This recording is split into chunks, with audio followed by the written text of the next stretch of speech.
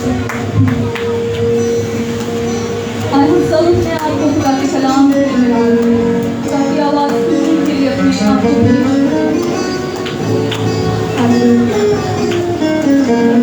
खुदा का सुबह बात है, उसका कलाम बात और खुदा का कलाम ही हमें मुनव्वर करता, हमें रोशनी बख्शता है, हमारी तरबियत, हमारी नसीहत करता है, हमें तरतीब देता, हमें जीना सिखाता, हमें चलना सिखाता है। खुदा का कलाम ही हमारे कदमों के लिए चिराग और हमारी राह के लिए रोशनी है। हालेलुया। आज सब हम अपने दिलों में खुदा के भूख, कलाम की भूख और प्यास रखते हुए, खुदा के कलाम की तलब रखते हुए अपने आप को पेश करें। Hallelujah, hallelujah. हम रूहुल कुद्दूस से कहें कि खुदा पाक तू हमें सुनने के कान दे, ताकि जब तू हमें हमसे बोले, हमसे बात करे, कलाम करे, तो हम तेरी सुन सकें और तो हमारे दिलों में हमारे दिलों को इस्लाइट करके हमारे दिल तेरे कलाम को एक्सेप्ट कर सके, कबूल कर सके और हम तेरा कलाम हमारे दिल की गहराइयों में, हमारे बातन में बस जाए, हमारी हड्डियों में बस जाए और तेरा कलाम हमें तकवीत दे, हमें निखारे, हमें बनाए, हमें संवारे और हमें उठा खड़ा करे और हमें उस तरह से उस बाढ़ से चलने की कुव्वत दे जिस बाढ़ से खुदा चाहता है कि हम चलें। Hallelujah, hallelujah, hallelujah. भाई आरिफ से रिक्वेस्ट है कि वो खुदा के कलाम के लिए दुआ करें, दुआ में रहनुमाई करें।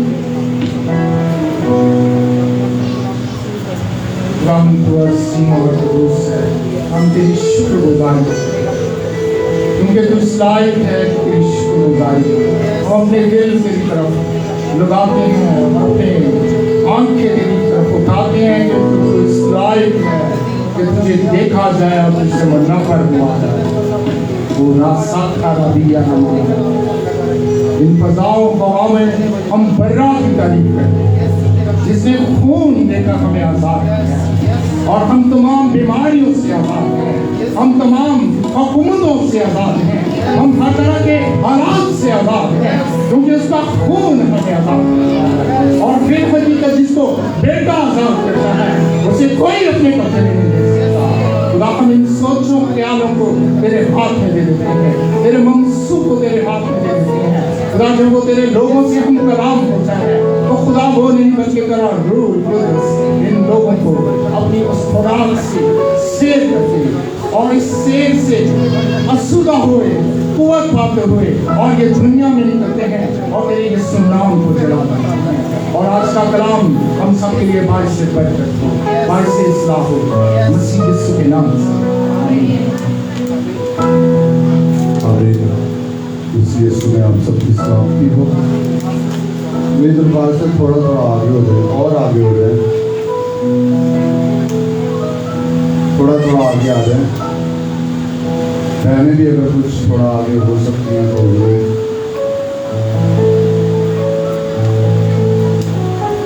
हालेलुया। एक किताब मुकद्दस खोलिए, पैदाइश की किताब, उसका 41वां बाब। हम कुछ संडे से लाइफ ऑफ यूसुफ की ज़िंदगी में से लेसन सीख रहे हैं और पिछले संडे हमने सीखा कि यूसुफ अगरचे कैद खाना में था, कैद में आप आज़ाद नहीं होते, अगर जो उसे सरफराज किया गया था तो भी वो कैद खाना में था। बावजूद मुश्किल हालात के हमने सीखा कि वो दूसरों के ताल्लुक से हसास था, सेंसिटिव था, दूसरों की मदद करने के लिए तैयार था। और हमने ये भी देखा कि ही वॉज फोकस्ड। हालात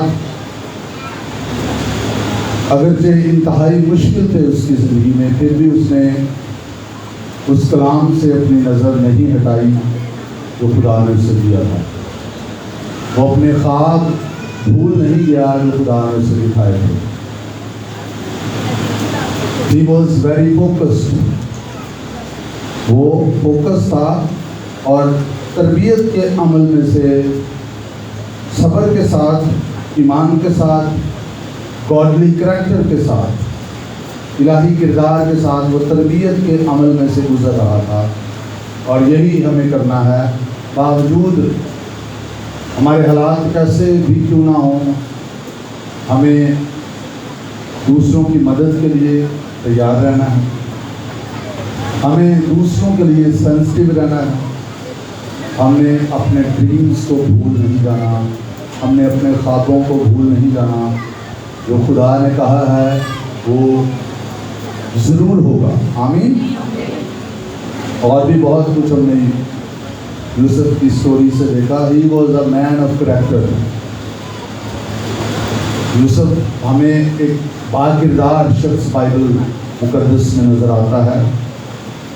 हालात चाहे इंतहाई मुश्किल थे, लेकिन उसने अपना किरदार नहीं खोया। मुखालफत बहुत ज़्यादा थी, लेकिन उसने अपना किरदार नहीं खोया।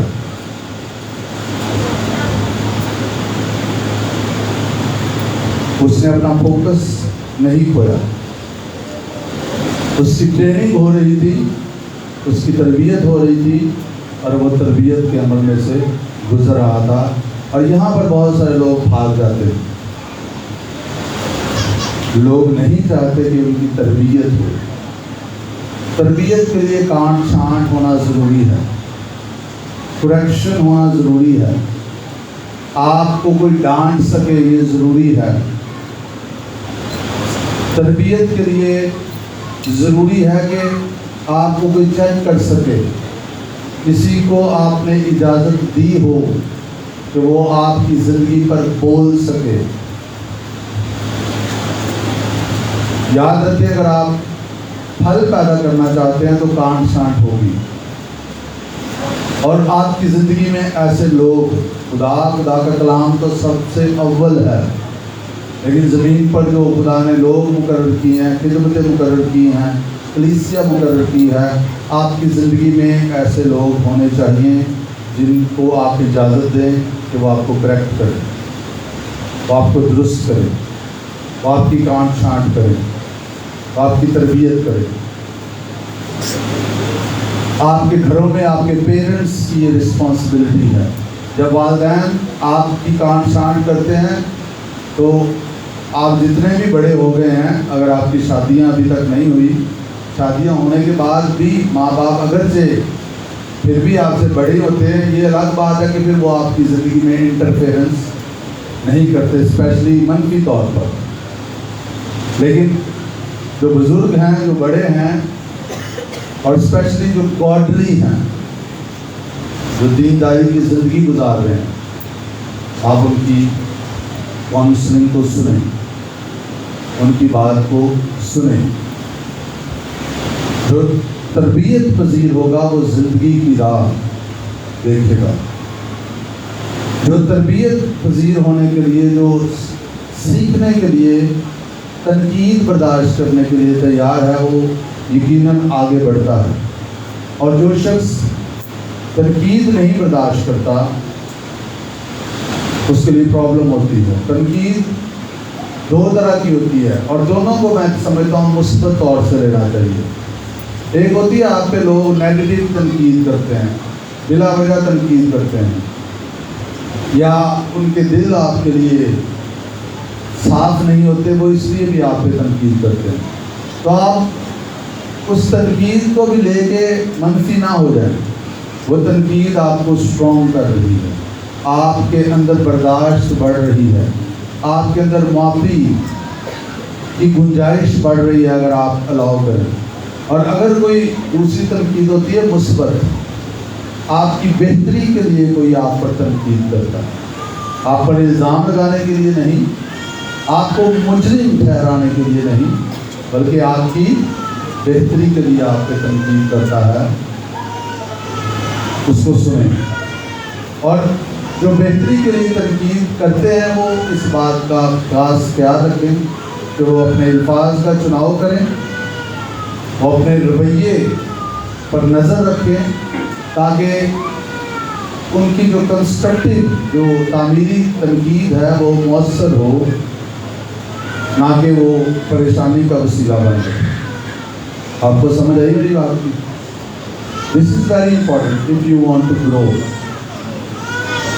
तो यूसुफ हमें तमाम मुश्किल हालात में ग्रो करता हुआ नजर आता है। तो आइए आज आगे बढ़ेंगे। 41वां बाब, 40वां बाब, उसका एंड यहाँ पर होता है कि जब यूसुफ ने दोनों बादशाह के कैदियों के ख्वाबों की ताबीर की और उसने साथी से कहा कि मुझे याद रखना और फिरौन के सामने मेरा जिक्र करना, तो लिखा है लेकिन सरदार साथी ने यूसुफ को याद ना किया बल्कि उसे भूल गया। सरदार साथी ने यूसुफ को याद ना किया बल्कि उसे भूल गया। और 41वां बाब और पहली आयत में यूं लिखा है, सुनिए, ठीक है। पूरे 2 वर्ष के बाद फिरौन ने ख्वाब में देखा कि वो लबे दरिया खड़ा है और उस दरिया में से 7 खूबसूरत और मोटी मोटी गायें निकलकर निस्तान में चरने लगी। उनके बाद और 7 बदशक्ल और दुबली गायें दरिया से निकली और दूसरी गायों के बराबर दरिया के किनारे जाकर खड़ी हुई। और ये बदशक्ल और दुबली गायें उन 7 खूबसूरत और मोटी मोटी गायों को खा गई। तब फिरौन जाग उठा। जब आप कोई ख्वाब देखते हैं तो अगर 3 से 5 मिनट के दौरान ख्वाब देखने के बाद आपकी आंख खुल जाती है तो वो ख्वाब आपके मेमोरी में रजिस्टर्ड हो जाता है। अदरवाइज़ वो रजिस्टर नहीं होता, आपकी याददाश्त में वो नहीं जाता। कई दफ़ा जब आप रात को ख्वाब देखते हैं, सुबह उठते हैं, आपको याद ही नहीं आता, जितनी मर्जी कोशिश कर लें। ये एक मैकेनिज़्म है ये कि जब आप सोते हैं तो ख्वाब के साइकिल्स चलते हैं। हर शख्स ख्वाब देखता है, याद उनको नहीं रहता जिनकी आँख नहीं खुलती। जिनकी आँख खुलती है तो फिर उनकी याददाश्त में ख्वाब जाता है और फिर उन्हें वो याद रहता है। तो यहाँ पर लिखा, जब उसने ये ख्वाब देखा तो वो जाग उठा और वो फिर सो गया। ख्वाब रजिस्टर हुआ और वो फिर सो गया। और आई बिलीव खुदा से हमें ये दुआ भी करनी चाहिए, और जो खुदा चाहता है हम ख्वाब देखें और हमें याद भी लें, हमारी आँख भी खुलेगी, हमारी आँख खुलेगी। अदरवाइज़ यहाँ पर इसका जिक्र करने का कोई मकसद हमें नज़र नहीं आता। देखा, वो जाग उठा और फिर सो गया। ये ख्वाब रजिस्टर हुआ और वो दोबारा सो गया। और उसने दूसरा ख्वाब देखा कि एक डंडी में एक अनाज की 7 मोटी अच्छी बालें निकली। उनके बाद 7 पतली और पूर्वी हवा की मारी मुरझाई हुई बालें निकली। और ये पतली बालें उन 7 मोटी और भरी हुई बालों को निगल गई। और फिरौन जाग गया। फिर वो जाग गया और उसे मालूम हुआ कि ये ख्वाब था। और सुबह को यूं हुआ कि उसका जी घबराया। तब उसने मिस्र के सब जादूगरों और सब दानिशमंदों को बुलवा भेजा और अपना ख्वाब उनको बताया, पर उनमें से कोई फिरौन के आगे उनकी ताबीर ना कर सका। उस वक्त सरदार साकी ने फिरौन से कहा, मेरी खताएं आज मुझे याद आई। जब फिरौन अपने खादमों से नाराज़ था और उसने मुझे और सरदार नानपर्स को जरोदारों के सरदार के घर में नज़र बंद करवा दिया, तो मैंने और उसने एक ही रात में एक ख्वाब देखा। ये ख्वाब हमने अपने अपने होनहार के मुताबिक देखे। वहाँ एक अबरानी हिब्रू जवान जरोदारों के सरदार का नौकर हमारे साथ था। हमने उसे अपने ख्वाब बताए और उसने उनकी ताबीर की, और हम में से हर एक को हमारे ख्वाब के मुताबिक उसने ताबीर बताई, और जो ताबीर उसने बताई थी वैसा ही हुआ, क्योंकि मुझे तो उसने मेरे मनसब पर बहाल किया था और उसे फांसी दी थी। तब फिरौन ने यूसुफ को बुलवा भेजा, तो उन्होंने जल्द उसे कैद खाना से बाहर निकाला और उसने हजामत बनवाई और कपड़े बदलकर फिरौन के सामने आया। तो यहाँ तक पहले हम देखते हैं, फिर हम आगे बढ़ेंगे। खुदा ने यूसुफ को बुलाया और फिर उसको तैयार किया। फिर उसकी तैयारी का वक्त था, प्रेपरेशन का वक्त था, और यूसुफ इस तैयारी के वक्त में तैयारी करता रहा, इधर उधर ध्यान उसने नहीं लगाया। इसलिए आगे जब हम पढ़ेंगे तो लिखा कि 30 साल की उम्र में वो अपने ओहदे पर फाइज कर दिया गया। 30 ईयर्स। 17 साल का था जब वो अपने बाप के बेटों के साथ भेड़ बकरियां चराया करता था, और वहीं से उसका जिक्र शुरू होता है 37वें बाप से। और 17 साल से 30 साल की उम्र में 13 साल का अरसा है। ये 13 साल वो तैयारी करता रहा, खुदा उसे तैयार करता रहा उस बड़े काम के लिए जो खुदा ने उसके सुपुर्द करना था, जो उससे लेना था। अगेन तैयारी से कभी ना हटे। कई दफ़ा बच्चे जो है वो तैयारी करते नहीं, कहते पादरी साहब दुआ करें हम पास हो जाए। अब पास हो भी जाएंगे तो उसका कोई फ़ायदा नहीं है। तैयारी से कभी ना घबराएं, बी प्रिपेयर, तैयार हों, हर तरह से प्रिपेयर हों। आमीन। अगर आपकी जितनी अच्छी तैयारी होगी उतने ही अच्छे रिजल्ट्स आएंगे हर लेवल पर। ज़िंदगी के हर हिस्से में जितनी अच्छी तैयारी आप करेंगे उतना ही आप कामयाब होंगे। तो 2 साल यहाँ पर लिखा है, 2 साल के बाद फिरौन ने ख्वाब देखे। इससे पहले साथी को ये पता था कि यूसुफ ख्वाबों की ताबीर करता है, और मैं जब इस पर गौर कर रहा था तो मैं ये सोच रहा था कि यूसुफ दूसरों के ख्वाबों की ताबीर करता था, तो क्या उसे अपने ख्वाबों की ताबीर का इल्म नहीं था? यस, ही न्यू, उसे पता था, और डेफिनेटली उसका ये गिफ्ट था। वो खुद भी ख्वाब देखता रहा होगा। इसके बाद में उसने ख्वाब देखे होंगे, अगर से यहाँ पर हमें जिक्र नहीं मिलता, लेकिन ऐसा नहीं है कि 13 साल में उसने और कोई ख्वाब ही नहीं देखे। खुदा उसे साथ साथ इंकरेज कर रहा था। आमीन। क्योंकि उसकी बातों से ये लगता है कि वो खुदा को नहीं भूला। जब पोतीफर की बीवी ने उसे गुनाह में गिराने के लिए बरगलाना चाहा तो वहाँ पर भी उसने खुदा का जिक्र किया। उसने कहा कि क्यों मैं ऐसी बड़ी बदी करके खुदा का गुनहगार ठहरूं। जब साकी और नानपर्स के ख्वाबों की ताबीर की बात आई तो तब भी उसने खुदा ही का जिक्र किया कि ख्वाबों की ताबीर करने वाला कौन है? खुदा। और अभी जब फिरौन के सामने वो पेश हुआ है तो आप अभी देखेंगे कि यहाँ पर वो क्या करता है। तो ये पॉइंटेड टाइम था। एक आपके बुलावे का वक्त है, एक आपकी तकर्री का वक्त है, दरमियानी वक्त जो है आपकी तैयारी का वक्त है। तैयारी से ना घबराएं। और अब वक्त आ गया है, जोसेफ इज रेडी। यूसुफ उस मुकाम पर खिदमत करने के लिए, उस जिम्मेदारी को पूरा करने के लिए ही इज फुली इक्विप्ड। वो पूरे तौर से तैयार हो गया है। और अब वो टाइम भी आ गया, पूरे 2 साल के बाद। मैंने डिफरेंट ट्रांसलेशंस को भी देखा, वहाँ पर यही लफ्ज़ लिखा है, पूरे 2 साल के बाद। बिकॉज ये पूरे 2 साल के बाद, this was the appointed time, ये मुकर्ररा वक्त था जब वो रेडी हो गया था। इधर वो रेडी हो गया और इधर खुदा ने फिर उनको ख्वाब दिखा दिए। आमीन। उधर से वो काल का वक्त भी करीब हो रहा है, इधर से काल से बचने के लिए भी एक शख्स तैयार किया जा रहा है। Hallelujah, hallelujah.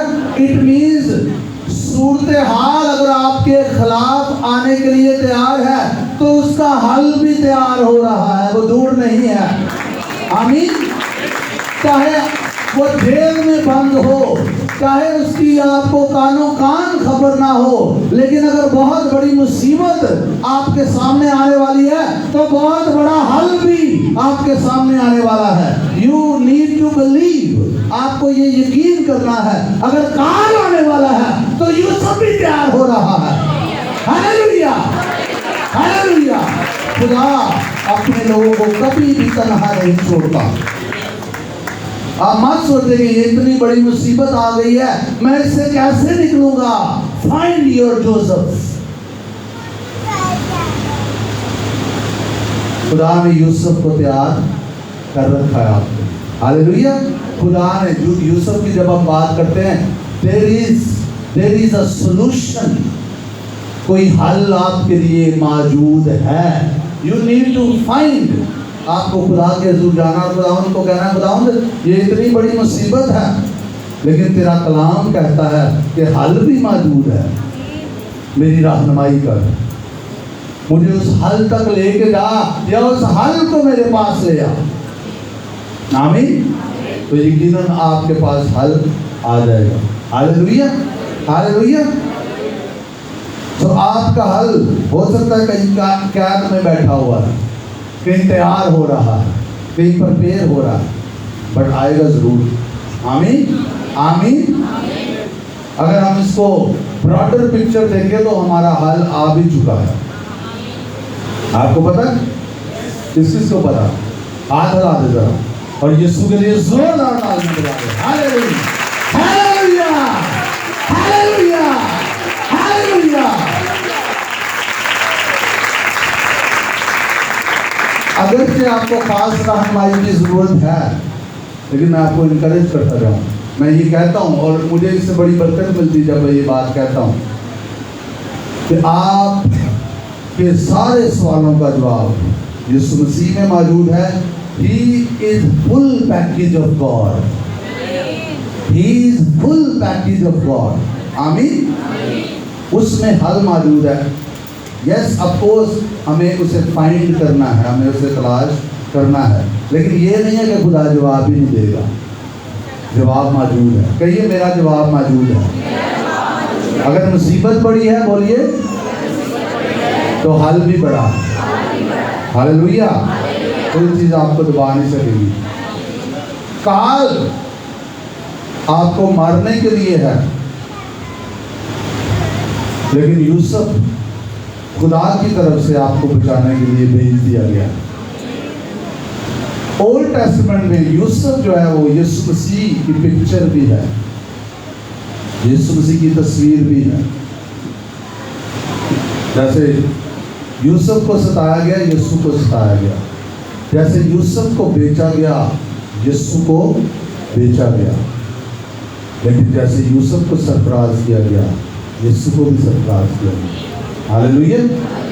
यूसुफ अगर दुखों से गुजरा है तो उसे जलाल भी मिला है, उसे हाकिम भी बनाया गया। यीशु अगर दुखों में से गुजरा है तो उसे वो नाम बख्शा गया है जो सब नामों से आला। आमीन।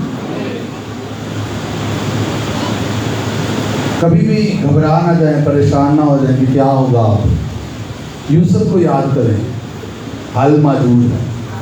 आमीन, आमीन। हल मौजूद है। जब फिरौन ने 2 साल बाद ख्वाब देखा तो रूटीन में उसने जादूगरों को और दानिशमंदों को बुलाया जो हाजिर होते थे। जब भी कोई फिरौन को मशवरा लेना होता या फाइंडिंग्स करनी होती, कुछ जानना होता, तो वो दानिशमंदों और जादूगरों को ही बुलाता होगा। और मिस्र का जादू जो था वो आपको पता है, मूसा के सामने उन्होंने भी सांप बना दिए थे। स्पिरिट आलम में वो जाने वाले जादूगर थे, रूहानी आलम में वो जाने वाले थे। जादूगर भी रूहानी आलम में चले जाते हैं नेगेटिवली। और ध्यान से सुने, जो कहीं खादम और ईमानदार जो कलाम से वाकिफ नहीं होते, दुआ करते रहते हैं और कलाम से वाकिफ नहीं होते, कई दफ़ा इब्लीस उन्हें डिसीव भी कर देता है। वो रैलम्स में तो चले जाते हैं पर किसी गलत जगह से जाकर भी जुड़ जाते हैं, फिर पुठिया सीधियाँ तालीमा लेके आ जाते हैं। तो बी केयरफुल, इसलिए कलाम का नॉलेज होना, कलाम का इल्म होना, कलाम की स्टडी होना ज़रूरी है। मौज़ों के पीछे ना भागते रहें, अगर ये मौज़े बाइबल के मुताबिक है और ज़रूरी हैं और हम इनके हक में हैं और हम इनके लिए दुआएं भी करते हैं और हम ये देखते भी हैं, लेकिन कलाम से बाहर नहीं है कुछ भी। तो ये आप ये मत सोचें कि ये आम से लोग थे। फिरौन के दरबार में जो लोग थे वो ट्रेंड लोग थे। जादूगरानों के साइड कर दो ना, दानिशमंद लोग भी थे। क्या लिखा है? दानिशमंद। ये बुलाए गए और लिखा है जब फिरौन जाग उठा, उसे मालूम हुआ, उसने उसका जी घबराया, उसने फौरन क्या किया? जादूगरों और दानिशमंदों को बुलाया। जो उसकी रसाई में था उसने किया। मैनी टाइम हमारे साथ ऐसे होता है, जब हम परेशान होते हैं, जो हम कर सकते हैं हम करते हैं और करना भी चाहिए, लेकिन कई दफ़ा जो आप कर सकते हैं उससे मसला हल नहीं होता। यू नीड, अगर जादूगर रैलम्स में जाते हैं, रूहानी आलम में जाते हैं और आपका मसला अभी भी हल, मैं ये नहीं कह रहा जादूगरों के पास जाना, जरा ध्यान ना गल सुनिए, गहरी बात मैं करने लगा हूँ। अगर जादूगरों का ये लेवल है, ये जादूगरों ने काट ही दिए, मेरा दिल ही नहीं करता है ना। अगर आपके पास जो हल मौजूद हैं, यहाँ तक लेवल है, यहाँ तक हल हो सकता है, लेकिन आपकी मुश्किल का लेवल इससे भी ऊपर है। आमीन। तो फिर जोसेफ आपके लिए मौजूद है। आमीन। हल आपके लिए मौजूद है। लिसन, जोसेफ जो था, खुदा का रूह इस पर इस तरह था कि इन जादूगरों और इन दानिशमंदों से ज़्यादा वो हाई रैंकिंग में था। आमीन। वो स्पिरिट रैलम में ज़्यादा आगे था इनमें, इनसे। हालेलुया। क्योंकि वो खुदा का बंदा था। हालेलुया। आप सोचते कि ये जादूगर जो थे, जितने दानिशमंद लोग थे, इनको जब ख्वाब बताया गया तो कितनी इनकी ख्वाहिश होगी कि मैं दसा, बट वो वहां पर जा नहीं सकते थे। आमीन। नहीं बता सके कि हो सकता फिरौन ने उन्हें झाड़ा भी पाई हो। लिखा है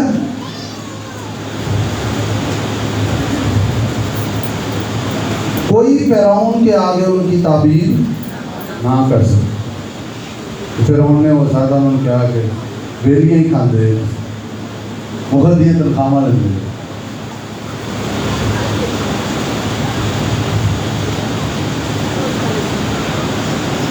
उस वक्त सरदार साकी ने फिरौन से कहा, मेरी खताएं आज मुझे याद है। इसी वक्त के लिए साकी वहां पर मौजूद था। आपके जो डेस्टिनी हेल्पर्स हैं, जो खुदा ने लोग आपके लिए मुकर्रर किए हैं आपकी जगह के लिए, खुदा उनको आपसे पहले पहुंचा देगा। आमीन। खुदा आपसे पहले उन्हें वहां पहुंचा देगा। और ये साकी था और प्रूफ के साथ बात कर रहा है।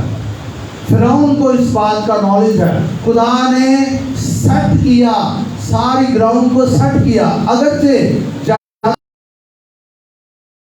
तो अभी फिरौन के सामने किसी को पेश करना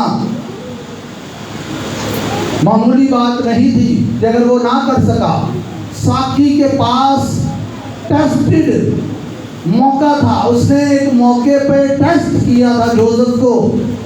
मुझे तो उसने मेरे मनसब पर बहाल किया और नान पर उसको उसने फांसी दी। तो क्या लिखा? जब फिरौन ने ये सुना,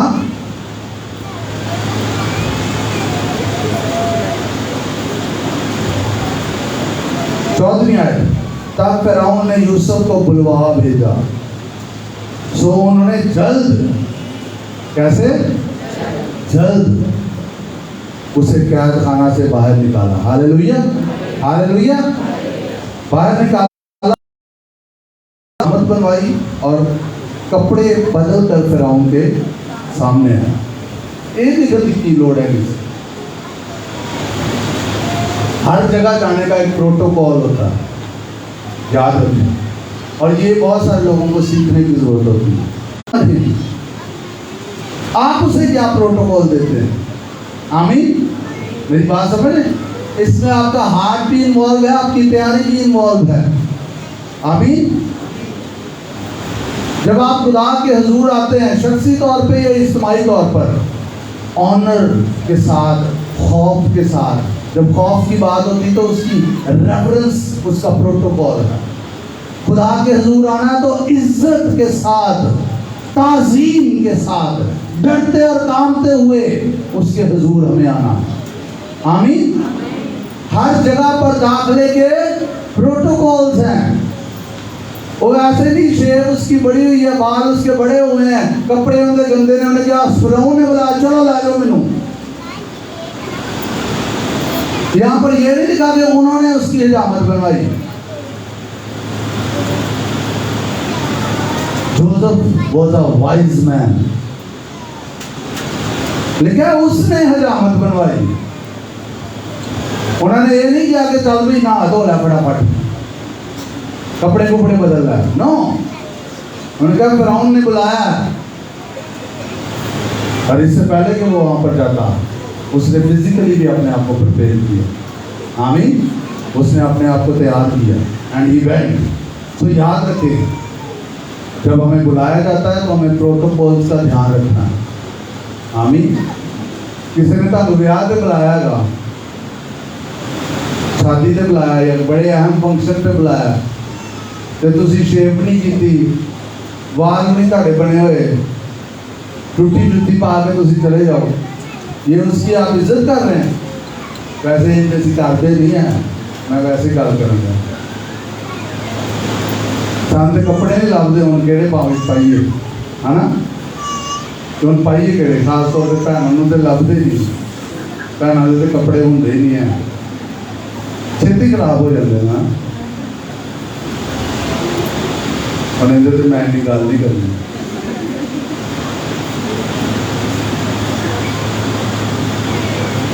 सबकी मैं बात नहीं कर रहा, लेकिन कई भैनों को कपड़े लभते ही नहीं है, क्योंकि साढ़े को है नहीं, तो अंदर रखने की जगह भी नहीं होती। कपड़े बोलो तो उत्ते ही आ जाएंगे कपड़े सारे, वैसे मैं पाए नहीं, वो भी फेर की है, पाए ने तो फेर की होगा। तो मैं चाह रहे मैं ना गल करा। ओके, आगे बढ़ते हैं। फिरौन ने यूसुफ से कहा, मैंने ख्वाब देखा है जिसकी ताबीर कोई नहीं कर सकता, और मुझसे तेरे बारे में कहते हैं कि तू ख्वाब को सुनकर उसकी ताबीर करता है। सुनिए कितना खूबसूरत जवाब है यूसुफ का। उर्दू में ज़रा इसकी ज़रा सख्त ट्रांसलेशन थोड़ी है, अंग्रेज़ी ज़ुबान में मुख्तलिफ तर्जुमों में ये बड़े ऑनर के साथ सॉफ्टली भी बयान किया गया है। ठीक है, यूसुफ ने फिरौन को जवाब दिया, मैं कुछ नहीं जानता, खुदा ही फिरौन को सलामती बख्श जवाब देगा। इकट्ठा पढ़ लें तो फिर सॉफ्ट लगेगा, तोड़ तोड़ के पढ़ेंगे तो थोड़ा सख्त लगेगा आपको। कि फिरौन कहता, मैं सुनिया तू ख्वाब की ताबीर का अज़ा, तो कहता मैंने कुछ पता नहीं है, लेकिन he was a wise person. उसने जो जुमला बोला पूरा पढ़ेंगे तो फिर हमें सॉफ्ट लगेगा। ये थोड़ा सा अभी वक्त नहीं है कि हम अंग्रेजी जुबान में भी इसको पढ़ें, मेरा वैसे भी माइल उधर लगा है। यूसुफ ने फिरौन को जवाब दिया, मैं कुछ नहीं जानता, खुदा ही फिरौन को सलामती बख्श जवाब देगा। उसने खुदा को ऑनर किया। यहाँ पर भी वो खुदा ही को जलाल दे रहा है, कह रहा मुझे नहीं पता, लेकिन खुदा तुझे सलामती का जवाब देगा। जहाँ पर भी मौका मिले हमें खुदा को ऑनर देनी है, मौका ना भी मिले हमें फिर भी खुदा को ऑनर कर। आमीन। खुदा की इज्जत करनी है, और ये खुदा ही पे डिपेंड करता था। खुदा का नाम हर जगह वो डिक्लेयर करता था। मैंने पहले बताया, पहले भी उसने डिक्लेयर किया। और इस वक्त फिरौन कल ही नहीं, मैं उत्ते बैठा हुआ थी, वहाँ पर बहुत सारे लोग मौजूद थे। और जब उसने कहा कि तेरे बारे में ये कहा जाता है, उसने कहा खुदा तुझे सलामती बख्श जवाब देगा। उसने खुदा के नाम का ऐलान किया वहाँ पर। आमीन। He honored God। जब आप खुदा को सर बुलंद करते हैं, वो आपको सर बुलंद करता है। जब आप खुदा की इज्जत करते हैं, वो आपकी इज्जत करता है। देखिए, जब मेरी इज्जत करेंगे, मैं उनकी इज्जत करूंगा। जो मेरी तहकीर करेंगे, वो बेकदर हो जाएंगे। कभी भी अगर खुदा की इज्जत की बात आती है तो, और आपकी इज्जत की बात आती है, हमेशा खुदा की इज्जत को चुने। आमीन। हमेशा खुदा की इज्जत को चुने।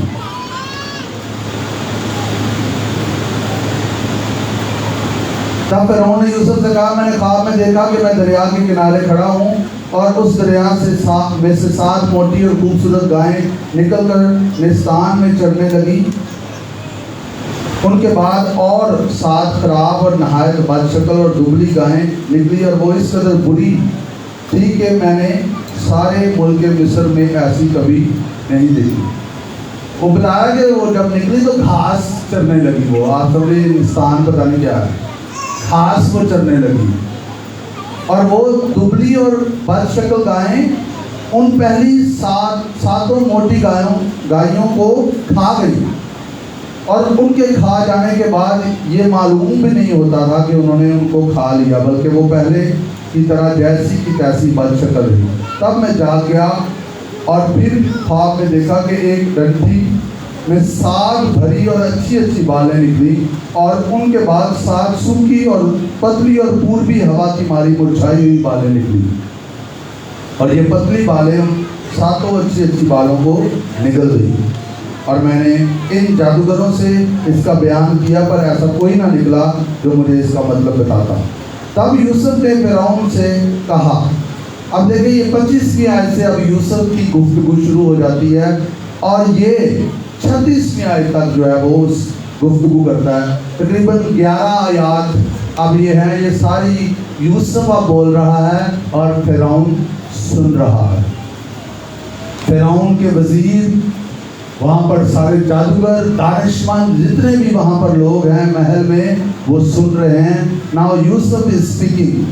वो क्या कह रहा है? तब यूसुफ ने फिरौन से कहा, फिरौन का ख्वाब एक ही है। हालेलुया। किस कदर कॉन्फिडेंस है, किस कदर दिलेरी है उसके अंदर, जब वो खुदा की बात अब कर रहा है। जो कुछ खुदा करने को है, अगेन इज ग्लोरीफाइंग गॉड, उसे उसने फिरौन पर जाहिर किया है। वो 7 अच्छी अच्छी गायें 7 बरस हैं, और वो 7 अच्छी अच्छी बालें भी 7 बरस हैं। ख्वाब एक ही है। और वो 7 बदशक्ल और दुबली गायें जो उनके बाद निकली, और वो 7 खाली और पूर्वी हवा की मारी मुरझाई हुई बालें भी 7 बरस ही हैं, मगर काल के 7 बरस। पहले उसने क्या बताया? वो 7 काल के बरस है। वो 7 क्या है? देखिए, पहले उसने खतरे से आगाह किया है। जैसे फिरौन ने और सबने सुना कि ये क्या बात है, काल। पहले जो डेंजर आने वाला है उसने उसके बारे में बताया है। मैं इस पे देख रहा था कि पहले उसने काल का जिक्र किया, बिकॉज मसला ये था, प्रॉब्लम ये थी कि ये होने वाला है। और उसने पहले जो मसला था उसको आइडेंटिफाई किया। This is important. इससे पहले कि आप हल की तरफ जाएं, पहले लगभग तो सही मसला किएगा। अभी फटाफट जाने हाल निकल आवे, फटाफट वो हाल निकल आएगा। मसला की जब कई दफ़ा लड़ाई होती है ना, कई दफ़ा लड़ रहे होते हैं, तो जो छुड़ाने वाला होता है वो चुप कराते कहता होया की है भाई, वो गल की होई आ, ऐसे ही है ना। और मसला की होया, अब उसको मसले का पता चलेगा तो फिर ही हाल मिलेगा ना। डॉक्टर्स भी यही करते हैं ना, जो टेस्ट लिख के देते हैं, वो कई तो कमीशनों के लिए लिख के देते हैं ना, सारों की बात नहीं कर रहा, ऑनलाइन कोई बैठा है उन्हें बंद कर दो। कई कमीशनों के लिए टेस्ट लिख के देते हैं, और कई वाकई जो है वो फाइंड आउट करने के लिए कि क्या मसला है, टेस्ट लिख के देते हैं ताकि मसले का पता चले, फिर उनकी दवाई दी जाए। सुने यहाँ पर ध्यान से, आपके साथ जितने मसाइल हैं, बैठे खुदा के हुजूर, फाइंड आउट तो करें मसला है कितने, जड़ की है नहीं, किधर ध्यान दिया है। क्या ये हिकमत नहीं है? बार बार एक मसला आपके सामने आता है, बार बार आप उसी में गिर जाते हैं, बार बार आपको सामना करना पड़ता है, और आप बस हल ढूंढ लेते, हाथों मार के किसी तरह हल लाभ ले लेते, एक बार निकल जाते जाते, पर कभी नहीं ढूंढते कि ये जड़ कहाँ पर है, असल में कहाँ पर प्रॉब्लम कहाँ पर है, और फिर वो मसला चलता रहता है। ये विजडम है। इन्वेस्टिगेशन पर वक्त लगता है, इन्वेस्टिगेशन पर पैसे लगते हैं। डॉक्टर जो इन्वेस्टिगेशन करवाता है, ऐसे ही होता ना, आप ब्लड का सैंपल दे के आते हैं, जो भी बायोप्सी के लिए जो भी, वो आपसे कहते हैं ये आप दें, तो फिर वो आपको कहते हैं जी 2 घंटे बाद या 2 दिन बाद, कई ऐसे टेस्ट होते कहते 10 दिन बाद मिलेगा, है ना। इन्वेस्टिगेशन पे वक्त लग सकता है, पर हम इन्वेस्टिगेशन पसंद नहीं करते। ऐसे कहते डॉक्टर साहब बस दवाई दे दो, तो चलो बस ठीक है, तुम टीका ला दो। होते ना ऐसे लोग, वो नहीं जानने नहीं चाहते, सब राम आना चाहिए, जेड़ा भी मसला है बस ठीक है, राम आना चाहिए। डॉक्टर कहता पहले पता तो लगन दे भाई तेन मसला की है, वो आप ही डॉक्टर बने होंगे, डॉक्टर नहीं दस रहे होंगे मैंने यह दवाई दे दो, भाई तू घर ही ले रहा, फिर जाके डॉक्टर को की लेना है। मैं ऐसे नहीं कह रहा, मैं आपको सही बता रहा हूँ, मैंने खुद अपने सामने भी ये होते हुए देखा। तो यहाँ पर यूसुफ ने डिक्लेयर किया कि काल पड़ेगा, ये 7 साल क्या है, काल के सीधे हो जाओ जरा। ये वही बात है जो फिरौन, मैं फिरौन से कह चुका हूँ, जो कुछ खुदा करने को है उसे उसने फिरौन पर जाहिर किया है। देख सारे मुल्क मिस्र में 7 वर्ष तो पैदावार कसीर के होंगे। अब वो हल की तरफ आ रहा। उनके बाद 7 वर्ष काल के आएंगे, फिर हम थोड़ी तसल्ली हो, शुक्र पहले काल नहीं आ गया। और तमाम मुल्क मिस्र में लोग इस सारी पैदावार को भूल जाएंगे और ये काल मुल्क को तबाह कर देगा, और अरजानी मुल्क में याद भी नहीं रहेगी। ये जो कसरत है, ये जो कसीर फसल के अयाम होंगे, लोग भूल जाएंगे ये इतना सख्त काल होगा, क्योंकि जो काल बाद में पड़ेगा वो नहायत ही सख्त होगा। और फिरौन ने जो ये ख्वाब 2 दफ़ा देखा था, तो इसका सबब ये है कि ये बात खुदा की तरफ से मुकर्रर हो चुकी है और खुदा इसे जल्द पूरा करेगा। ख्वाबों पे मैं बहुत बता चुका हूँ, लेकिन जल्दी से, कई ख्वाब तो वो नहीं होते हैं वैसे, लेकिन कई ख्वाब ऐसे होते हैं आप उनको चेंज कर सकते हैं दुआ करके, उनके लिए खुदा से विज़डम ले सकते हैं दुआ करके। आमीन। मनफी ख्वाबों को कैंसिल कर सकते हैं। कई चीज़ें अटल हैं लेकिन कई तब्दील हो सकती हैं। उसने क्या बताया, ख्वाब की ताबीर। अब ये ख्वाब की ताबीर नहीं बता रहा वो, पहले वो जादूगरों पर गालिब आया है, अब वो दानिश्वरों पर गालिब आ रहा है। आमीन। अब वो हल बता रहा है, पहले उसने ताबीर बताई है और अब वो है, और उस महल में ये डिक्लेयर हो रहा है, he is man of God, ये खुदा की तरफ से भेजा गया है, ये हल के लिए भेजा गया है। पहले उसने जादूगरों को चित किया है, अब दानिश्वरों को चित करने जा रहा है। क्या कह रहा है फिरौन को कि दानश्वर और बात करना उसे आती है, कहीं हम गाली तो करनी नहीं आती, बाकी सारा कुछ आ जाएगा। तो कहते हैं ना कि बच्चा बोलना तो 2-3 साल में सीख जाता है, कई तो साल से बोल दे रहे हैं, पर कितने की बोलना तो किंज बोलना सारी उम्र ही सीखता रह जाएगा, है ना। ये बड़ा हुनर है, हमें बोलना आ जाए, कहाँ पर क्या बोलना है, कहाँ पर क्या नहीं बोलना, कहाँ पर खामोश होना है। कई दफा गल्लां की वजह से बंदा फस जाता है, एवं जरूरत भी नहीं होती फसे होंगे, पता भी नहीं होता कि यहाँ पे ये बात करनी है या नहीं करनी। बाद में मुसीबत में खुद भी फंसे होते हैं और अपने घरानों को भी मुसीबत में फंसाया होता है। आपको समझ आ रही मैं क्या कह रहा हूँ? आ रही, ताकि उस आदमी को इख्तियार हो कि वो मुल्क में नाजरों को मुकर्रर कर दे, नाजरों को मैनेज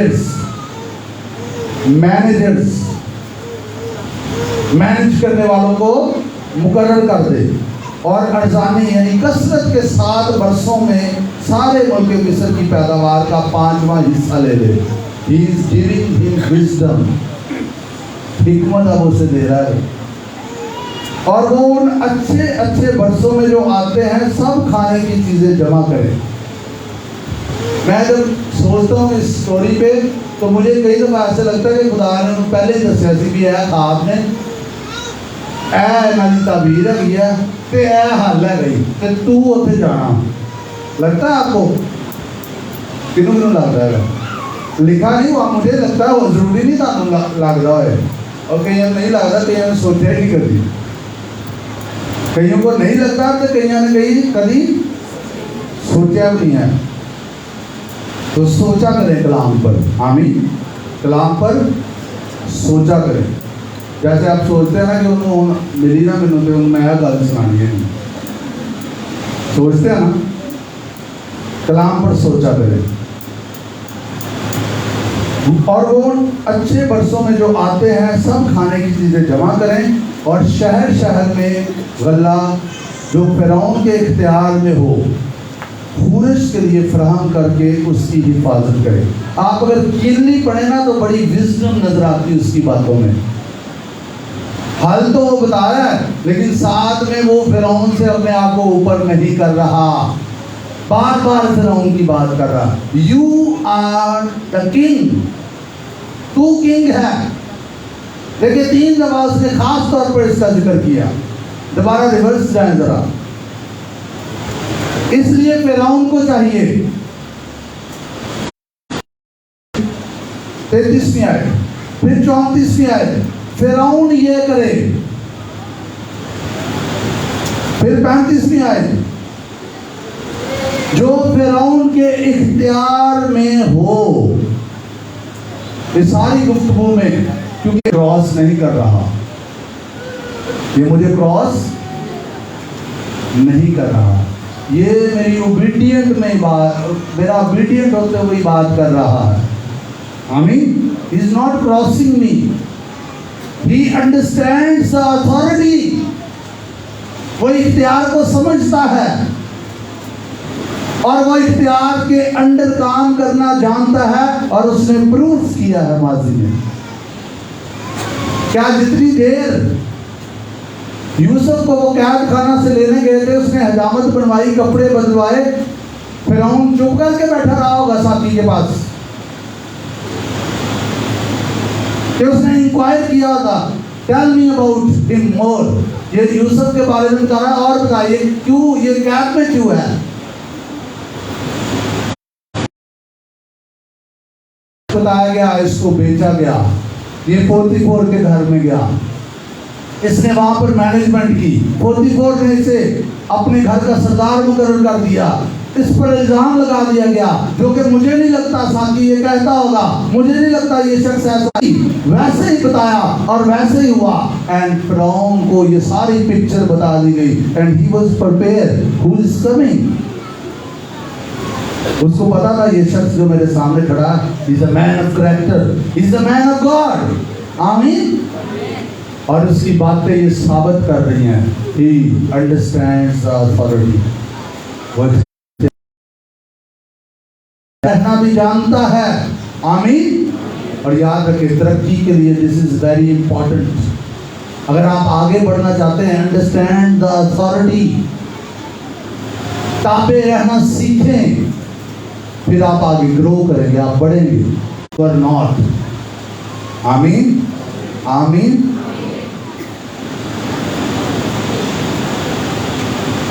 ओके, अब हम इसे जल्दी से क्लोज करें।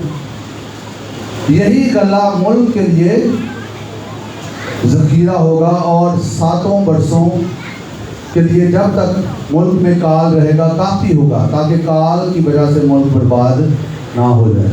सारी विज़डम उसने फ़िरौन के सामने बयान कर दी। उसे पता था कहाँ पर क्या बोलना है, कहाँ पर। इससे पहले वो आप यूसुफ का इतनी लंबी स्पीच कहीं पर नजर आ रही है आपको? इससे पहले 11 आयतों की, क्योंकि वहां पर इतना ही बोलना था, जितने बोलना सी उन्होंने पता सी इतने बोलना है। आगे में दुआ करनी चाहिए। आमीन। कई दफा कभी भी नहीं बोलना होंगे, खामोश ही रहना होंगे, असं उत्थे भी बोलने हैं,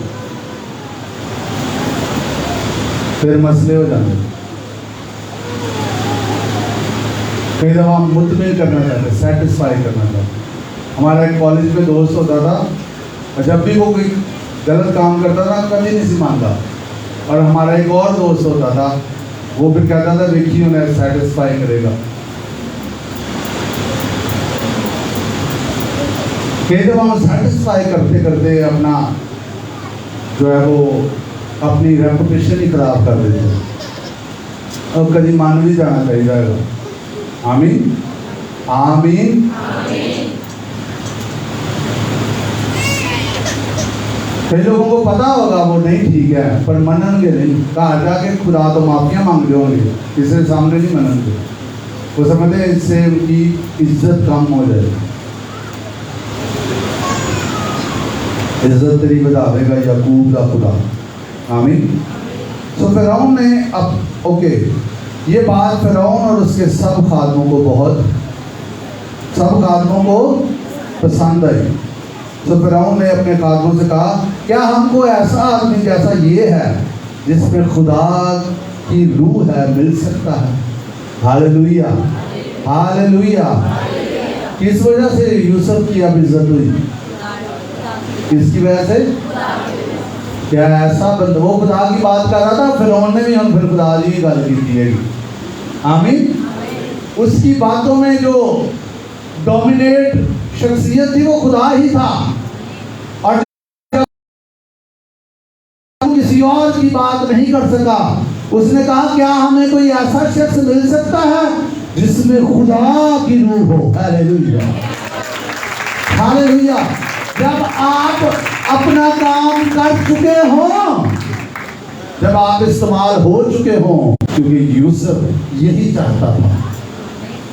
यूसुफ उसका मोटिव यही था कि यहाँ पर खुदा की तारीफ हो, और वहाँ पर खुदा ही की तारीफ हुई।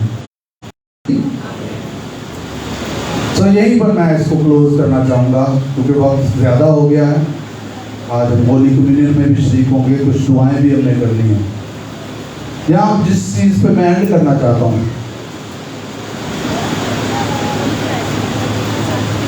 Let's be field. कहिए मैं बहुत सारे मसाइल का हल हूँ। बुलंद आवाज से कहें। अब एक दूसरे पर नबूती तौर पर ऐलान करें, आप बहुत सारे मसाइल का हल हैं। आमीन आमीन। और मियाँ बीवी जो बैठे हुए थे, ये नहीं कहना तू ही तो मसला है, ऐ नहीं कहना। क्या तरीके से नहीं, ये नहीं कहना, ये भी हल का हल है। लिखा जलाल की उम्मीद मसीह यीशु हमारे दिलों में, हमारे अंदर सुकूनत करता है, हमारे अंदर रहता है। हमें खुद से आज़ाद रहना है, रूह से मामूर होना है, मसीह से भरना है, क्योंकि हम बहुतों के मसाइल का हल बुलाए गए हैं। आमीन। यूसुफ ओल्ड टेस्टामेंट में बुलाया गया है, हम नए अहद में बुलाए गए। आमीन। यूसुफ के ऊपर खुदा का रूह था, हमारे अंदर खुदा का रूह। आमीन। खुदा हम में खुद रहता है। हालेलुया। हम इससे भी हायर डिमेंशंस में जा सकते हैं, हम इससे भी अगली डायमेंशंस में दाखिल हो सकते हैं, इफ वी आर रेडी, अगर हम तैयार हैं। कहिए मैं रूह से मामूर होता जाऊंगा। आमीन। जिस्म से, जिस्म की ख्वाहिशों से, जिस्म की बातों से और चीज़ों से जान छुड़ाएं, रूह से मामूर हों, ताकि ना सिर्फ अपने घराने, अपने ख़ानदान, अपनी कलीसिया, बल्कि अपने हम इलाकों, अपने शहरों और अपने मुल्कों के मसाइल का हल बन सके। क्या ऐसा मुमकिन है? बोलिए, ऐसा मुमकिन है? यस। Get prepared. आखिरी बात करेंगे और फिर हम दुआ करेंगे। जो खुदा ने आपको जिस काम के लिए बुलाया वो बहुत हायर है, उसके लिए तैयार हो। ये मत सोचे मुल्क के हालात कैसे हैं, ये है वो है, इससे कोई फर्क नहीं पड़ता है। जब फिरौन को ज़रूरत होगी और कोई जवाब देने वाला नहीं होगा, तो अगर आप तैयार होंगे तो आपको पॉइंट कर दिया जाएगा। आमीन। आपको मुकर्रर कर दिया जाएगा। आइए अपनी आंखों को बंद करें, अपने सरों को खुदा के हुजूर झुकाएं और आज इस बात पे फोकस करें, आप बहुत सारे मसाइल का हल हैं। और मैं आपको ये भी चैलेंज दूंगा, प्लीज किसी के लिए मसला ना बने। Don't be a problem for anyone, be a solution for the people. Facilitator बने, मसला ना बने, हल बने, मसला ना बने, हल बने। आप मसला बनने के लिए नहीं बुलाए गए। मसले का एंड होगा, मसले को उखाड़ के फेंक दिया जाएगा। इसलिए आप मसला ना बने, आप हल बने। आप खुदा की किंगडम में मसला ना बने, आप हल बने। आप अपने घरानों में मसला ना बने, आप हल बने। आप अपनी जॉब प्लेसेस पर हालेलुया। खो राबा शाना बाबा बाबा बाबा खो बारा संबोरिया राबा ताला रसीरिया राबा बाबा बाबा।